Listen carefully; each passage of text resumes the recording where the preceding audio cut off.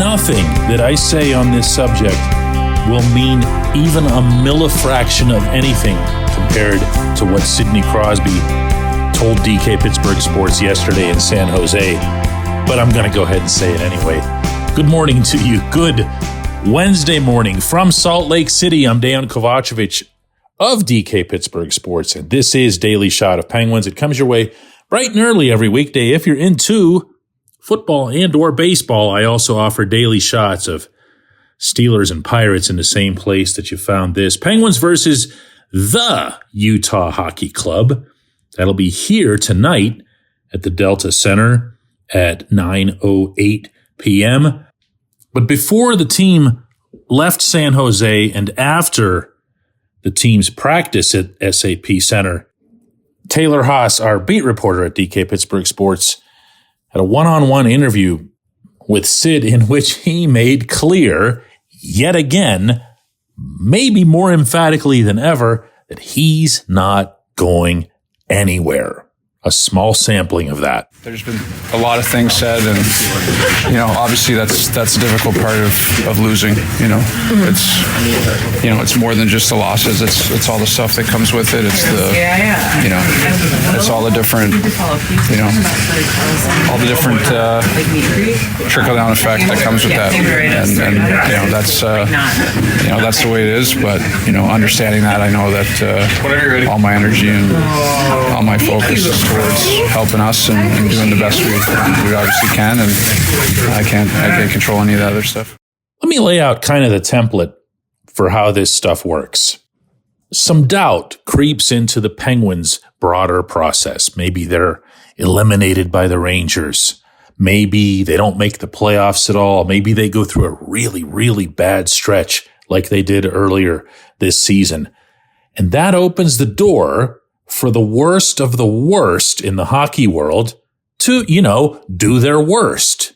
And that, of course, is putting forth the concept, or in some cases just outright lies, meaning that they portray them as facts, that the Penguins are going to trade Sid, or that Sid would want to be traded by the Penguins, when neither is the case. Neither is emphatically the case. And if anybody ever even thinks twice about that, understand that this really intelligent individual sat there and signed a document this past summer to take 3 years at the exact same rate that he'd been paid for the previous 13 years. And he did so for one reason, and there only could have been one reason, and that was to allow Kyle Dubas and the team to have as much flexibility as possible to ensure that the roster is kept competitive around him. And you're wondering if he wants to go hang with Nate McKinnon in Denver? Come on.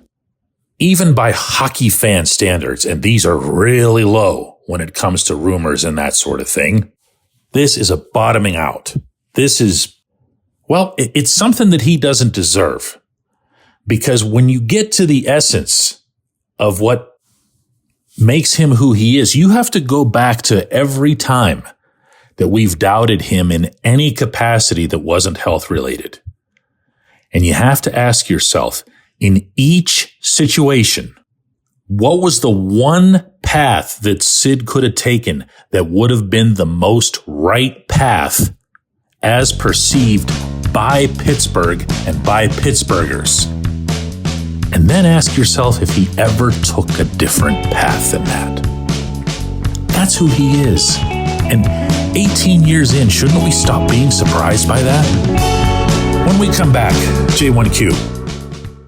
This episode is brought to you by Bet Online, your number one source for all your summer sports needs this season, from Major League Baseball, golf, NHL, NBA playoffs. Get the latest odds and lines, including all team matchups, player props, odds on just about everything that's out there. Head to the website today or use your mobile device to get in on the action. Bet Online, where the game starts.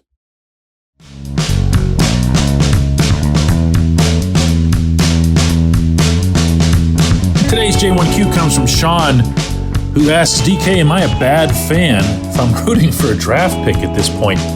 I never root for the Penguins' failure, but I'm exhausted. The first thing I'm going to say, Sean, and I say this to everybody who asks any kind of what should I do as a fan question, and that's that I never tell anybody how to feel. You'll hear me express on many an occasion how it is that I feel, but I don't ever say you should feel the same way. We can disagree. Hopefully we disagree respectfully. Draft pick. Yeah, that's where we are, huh? I flew 3 hours and 37 minutes to cover a hockey game all the way out here in Utah so that we could talk about whether or not you'd like to see the team lose this game and enhance positioning toward a high draft pick. I have the laptop here in front of me, and I am looking to see where the club currently is in this sort of thing. It's not that great. Meaning from the draft pick standpoint. The Sharks, your big winners a couple nights ago, are leading the pack, so to speak. They have 36 points. Blackhawks have 37. Always reliable Sabres have 43. Predators have the same amount. Kraken, who also just beat the Penguins, are at 47, and your Penguins and Ducks are tied at 48, with these Utah guys at 49 and then the Blues at 50. So there's a long way to go. Oh, and by the way, there's also a lottery. So for those of you who go way back to the Mario days, you're not going to see something even remotely resembling the outright throwing of games or finding players who are drinking at night on Mount Washington and then punishing only the good ones by demoting them to the AHL to make sure you don't win games. There's not going to be any of that. Now, if you're the worst, is there a better chance? Yes, of course, if you're familiar with how the lottery balls go. But you know what? The Penguins had that happen in their favor once, I'm told. I'm not there. You know, I can see where a lot of people would be, and I wouldn't begrudge anybody that. I feel like the Penguins as an organization have more to gain from winning than they do from inching up a spot or two in the draft order or even in the draft percentages for the ping pong balls. Look at it this way. The Sharks and the Hawks are going to end up being 1-2 in some form or other. So the chances of either the Sharks or the Hawks getting this pick are really, really high. And from there, I don't think you're going to see the Penguins bottom out to the extent that they do worse than the Sabres. You know? So what are you really looking at here? You can get them to 4th or you can get them to 5th. In the NHL draft, this isn't like football. For anybody who's new to this sport, you're getting these kids at age 18. You're getting them in a lot of cases from the other side of the planet where they're playing a very different style of hockey from country to country. I don't just mean they're overseas.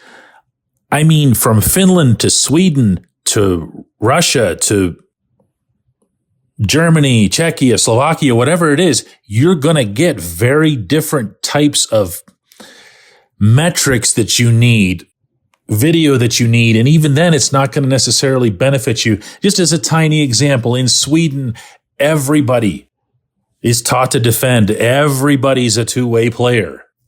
So if you see somebody scoring in that level and putting up a lot of goals, it might mean more to the scouts and to the team's analysts than, say, somebody doing it in Russia where there's a lot more flair, a lot more showtime to everybody's game. And that just makes it so hard to make the right choice. Never mind trying to pick for a positional need or saying, well, we need a scorer or we need this or that. You just can't do it. So you have a really, really, really good chance of getting the player that you want or the right player at pick 7 or 10 or even 17 or 20. that you might in the top 3 or 4. So just watch the game, man. You know, it's still sports. It's still fun. I appreciate the question. I appreciate everybody checking out Daily Shot of Penguins. I'm covering the game tonight at the Delta Center, and we'll have another one of these tomorrow.